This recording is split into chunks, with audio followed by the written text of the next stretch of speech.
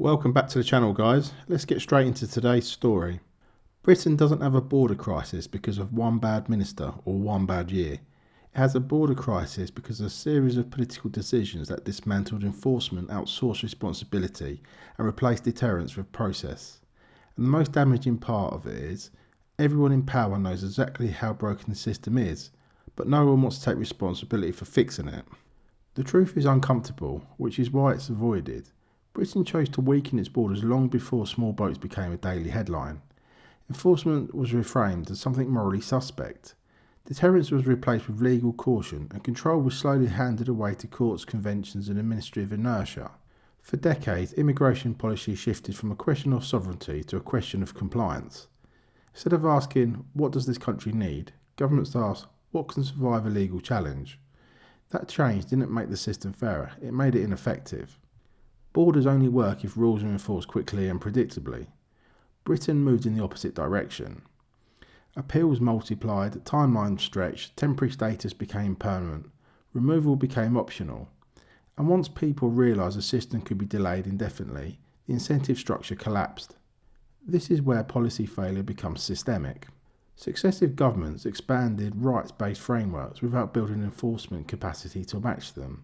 Deportation became a legal maze. Detention was constrained, returns agreements were weak or non-existent, and every failure was explained away as a complexity rather than a consequence. The result? A border that exists on paper but not in practice. The most damaging decision wasn't compassion, it was hesitation. When the state hesitates, it signals weakness. When it delays, it invites exploitation. When it avoids firm action, it loses credibility, and credibility is everything in border control. Once word spreads that enforcement is slow, inconsistent or unlikely, pressure builds. People don't cross borders based on speeches, they cross based on outcomes, and Britain's outcomes sent a clear message: arrive, claim, wait, stay. This wasn't inevitable. Other countries enforced borders while maintaining legal standards. They prioritised speed, clarity and consequences. Britain chose complexity, delay and ambiguity. Part of the problem is institutional fragmentation. Border enforcement is split across departments, agencies, courts and contractors. Responsibility is diluted. When something fails, no one owns it. Ministers blame officials blame legal constraints, everyone blames the system. That system didn't appear by accident, it was built. And here's the political cowardice at the heart of it. Strong borders require confrontation. They require governments to withstand criticism, legal challenges and media pressure.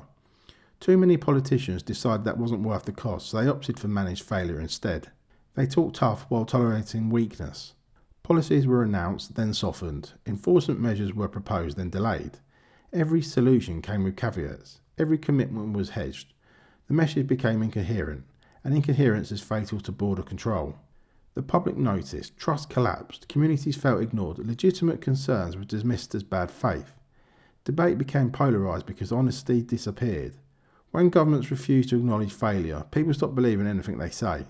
The irony is that a broken border system harms everyone. It undermines social cohesion.